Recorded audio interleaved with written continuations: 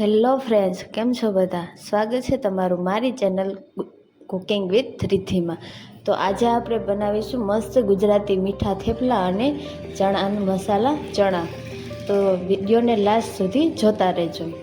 તો જેના માટે મેં અહીંયા 2 મુઠ્ઠી ચણા હતા એ મેં પલાળી દીધા હતા અગાઉથી જ. આપણે જ્યારે બનાવવાનું હોય ત્યારે પલાળી દેવાના. હવે આપણે તેને કુકરમાં બાફવાના છે. તો તેના માટે મેં અહીંયા 2 ગ્લાસ જેટલું પાણી લીધું છે અને એ પાણીને હવે આપણે ગરમ કરશું. મારી ચેનલને લાઈક, શેર, સબસ્ક્રાઈબ કરવાનું ભૂલશો નહીં, કેમ કે રોજ તમને નવી નવી રેસીપી વિશે જાણવા મળશે. તો હવે આપણે ગેસને હાઈ ફ્લેમમાં આપણે જે કુકરમાં પાણી એડ કર્યું એ પાણીને આપણે ગરમ કરીશું અને તેમાં આપણે સ્વાદ અનુસાર મીઠું એડ કરવાનું છે. થોડુંક એવું મીઠું એડ કરી દઈશું. 1 ચમચી જેટલું, 1 નાની ચમચી જેટલું મીઠું એડ કરવાનું છે, કેમ કે આ ચણા બાફીએ એટલે એટલું તો મીઠું આપણે જોઈએ જ. અને હવે આપણું પાણી ગરમ થઈ ગયું છે. તો હવે આપણે એમાં જે આ પલાળેલા ચણા હતા એ આપણે એડ કરી દઈશું. આ મુજબ તેને એડ કરી દેવાના અને આપણે લો ફ્લેમમાં 3 વિસલ થવા દેવાની છે. આ રેસીપી જે આપણે હમણાં તહેવાર આવશે જન્માષ્ટમી પહેલાં અમારે ગુજરાતી લોકો માટે એક તહેવાર આવે સાતમ. ત્યારે જ એવો રિવાજ છે કે સાતમ ઉપર છે ને જે ઠંડુ ખાવાનું મીન્સ કે જે આપણે આ ગેસ ને ચૂલો ને કંઈ યુઝ કરવાનું નહીં 1 દિવસ સુધી. ત્યારે અમે આ રેસીપી બનાવીએ છીએ, જેમ કે તેમાં મીઠા થેપલા અને ચણાનું શાક. હવે આપણે 3 વિસલ થવા દઈશું. તો જોશો 3 વિસલમાં આપણા ચણા એકદમ મસ્ત બફાઈ ગયા છે. તો હવે આપણે ચેક કરી લઈએ કે ચણા બફાણા છે કે નહીં. જોશો એકદમ મસ્ત ચણા પાકી ગયા છે. હવે આપણે આનો વઘાર કરવાનો છે, એટલે કે મસાલા ચણા તૈયાર કરવાના છે. તો જેના માટે મેં અહીંયા ખાયણી લીધી છે અને તેમાં આપણે અમે મરી કહીએ, અમુક તીખા કહેતા હોય આને, એ લેવાના 8 થી 10 લેવાના અને થોડુંક એવું લસણ લેવાનું. થોડુંક લસણ લેવાનું. હવે તેને આપણે તેને પીસી લેવાનું, એનું પેસ્ટ તૈયાર કરવાનું છે. હવે બીજું કોઈ જાતની વસ્તુ એડ કરવાની નથી, ફક્ત લસણ ને મસાલામાં જ આપણે બનાવવાનું છે. અને અહીંયા વઘાર માટે મેં આ જે સૂકા મસાલા હોય તે બધા થોડો લીધું છે. જો વધારે આપણે ચણા હોય તો સૂકા મસાલા એ પ્રમાણે લેવાના. મેં થોડાક ચણા પલાળ્યા છે તો એ મુજબ મેં અહીંયા સૂકા મસાલા લીધા છે. હવે આપણે એક મોટી કઢાઈ લેશું અને એમાં આપણે 3 ચમચી જેટલું તેલ એડ કરીશું અને હાઈ ફ્લેમ ઉપર આપણે તેલને ગરમ કરવાનું છે. તેલ ગરમ થઈ જાય ત્યારબાદ તેમાં જે સૂકા મસાલા અને જીરું એડ કરવાનું છે.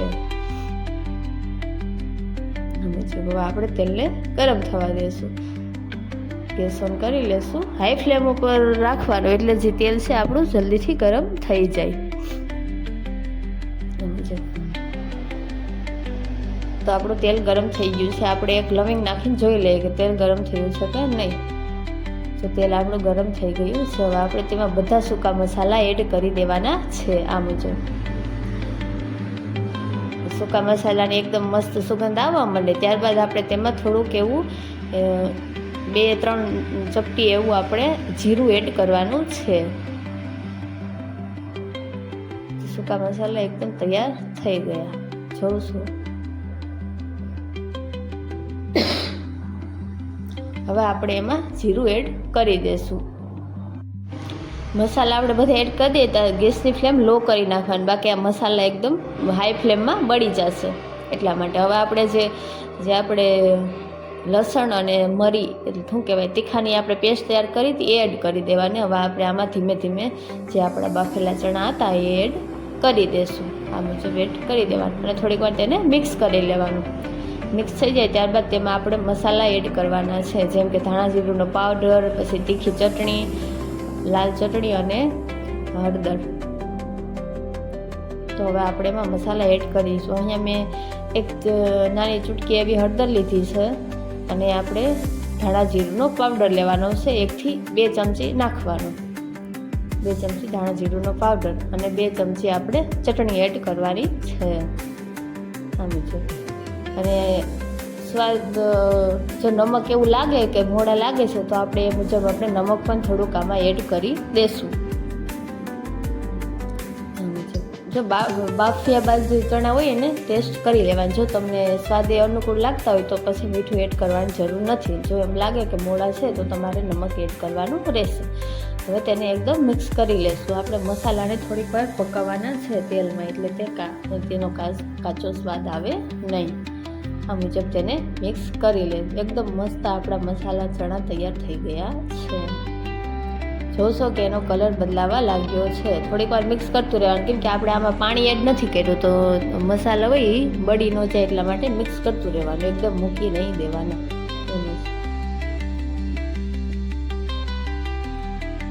જોશો કે મસ્ત મસાલા ચણા તૈયાર થઈ ગયા છે. હવે આપણે તેમાં ઉપરથી લીલી કોથમીર એડ કરવાની રહેશે. જોશો કે મસ્ત તૈયાર થઈ ગયા છે. હવે આપણે લીલી કોથમીર તેમાં એડ કરી દઈશું. આ મુજબ જોશો કેટલું મસ્ત લાગે, એકદમ મસ્ત આપણે ભાવશે, એટલે એકવાર જરૂર ઘરે ટ્રાય કરજો. તો આપણા મસાલા ચણા એકદમ મસ્ત તૈયાર થઈ ગયા છે. તો હવે આપણે બનાવીશું મીઠા થેપલા. એના માટે મેં અહીંયા 100 ગ્રામ જેટલો ગોળ લીધો છે. તમારે જેટલા બનાવવાના હોય તમારે એ મુજબ ગોળ લેવાનો રહેશે. હવે આપણે આ ગોળને ઓગાળવાનો છે, તો ચમચી વડે આ ગોળને એકદમ મસ્ત ઓગાળી લેશું. આવી રીતે મિક્સ કરશો એટલે થોડીક વાર તમને એવું લાગશે કે કઠણ છે, પણ એકદમ મિક્સ થઈ જાય પાણીમાં એટલે મસ્ત તે ઓગળી જશે. જોશો એટલો મસ્ત ઓગળી ગયો છે અને પાણીનો કલર પણ ગોળ જેવો થઈ ગયો છે. તો હવે આપણે આનો લોટ તૈયાર કરીશું થેપલાનો. એ અહીંયા 5 કપ જેટલા જે ઘઉંનો લોટ હોય તે લીધો છે. હવે આપણે તેમાં આ ગોળનું પાણી ધીમે ધીમે એડ કરતા રહેશું અને આપણે લોટ બાંધી લેશું. મિક્સ કરતું રહેવાનું, એટલે જેમાં ગોળ હોય તે ઉગળી ગયો છે કે નહીં ખબર પડી જાય. અને આ છે ને થેપલાનો લોટ તૈયાર થઈ જાય ત્યારબાદ થેપલા જલ્દીથી બનાવી લેવાના, કેમ કે આ લોટ છે ને જલ્દીથી એકદમ કડક થવા માંડે, કેમ કે એમાં ગોળનો ભાગ હોય એટલા માટે. અને પછી થેપલા વળવામાં મુશ્કેલી પડે. થોડુંક તેલ આપણે નાખી અને એકદમ લોટ સારી રીતે બાંધી લેશું. તો આપણો લોટ તૈયાર થઈ ગયો છે. હવે આપણે થેપલા વણી લેશું. આ મુજબ નાની સાઈઝમાં આપણે એક ગોલ કરી લેવાનું અને તેને લોટમાં સારી રીતે ભેળવી લેવાનું, અને હવે આપણે તેને વણી લેશું. બહુ વણવામાં ખૂબ અઘરું લાગે, કેમ કે લોટ એકદમ જાડો થઈ ગયો. આ મુજબ થેપલાને વણી લેવાનું. હવે આપણે તેને વારી લેશું. આ મુજબ ત્રિકોણ આકારમાં વારી લેવાનું, ત્યારબાદ તેને પાછું વણી લેવાનું. થેપલું બહુ જાડું નહીં કરવાનું, આછું રાખીએ ને એમ થેપલું ફૂલશે. જાડું કરશો તો થેપલું ફૂલશે નહીં. અને મેં અહીંયા એક કડાઈમાં આપણું થેપલું ડૂબે એટલું મેં તેલ ગરમ કરવા પહેલાંથી જ રાખી દીધું છે. તો હવે આપણે જોઈ લેશું કે તેલ ગરમ થયું છે કે નહીં. તો આપણું તેલ ગરમ થઈ ગયું છે. તો હવે આપણે તેમાં થેપલું ધીમેથી એડ કરી દઈશું. ધીમે ધીમે થેપલું નાખવાનું, તેલ ઉડે નહીં તેનું ધ્યાન રાખવાનું. જોશો કે તેલ એકદમ મસ્ત ગરમ થઈ ગયું છે. જેમ જેમ થેપલું પાકશે એમ થેપલું છે ને એની રીતે ઉપર આવી જાય, ઉપર તળી જશે. જોશો આ મુજબ મસ્ત. હવે આપણે તેને બીજી બાજુ પલટી લેશું, એટલે બીજી બાજુ પણ એકદમ મસ્ત થેપલું શેકાઈ જાય. થેપલાનો જે આ વ્હાઈટ કલર છે તે બદલે નહીં ને ત્યાં સુધી આપણે તેને તળવાનું છે. એકદમ બ્રાઉન જેવો કલર થઈ જશે ત્યાં સુધી થેપલાને તળવાનું છે.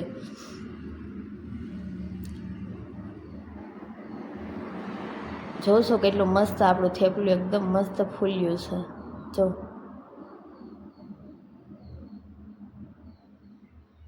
થેપલાનું કલર પણ ધીમે ધીમે બદલાવા લાગ્યો છે. આ મુજબ તેને પાછું પલટી લેશું. આછું કરવાનું, એકદમ જાડું થેપલું નહીં વણવાનું. જાડું વણશું તો આવી રીતે ફૂલશે નહીં. એકદમ મસ્ત. જોશો કેટલું મસ્ત થેપલું આપણું તૈયાર થઈ ગયું છે. અને આપણા ચણા મસાલા પણ એકદમ તૈયાર થઈ ગયું છે. આ રેસીપી એકવાર જરૂર ટ્રાય કરજો.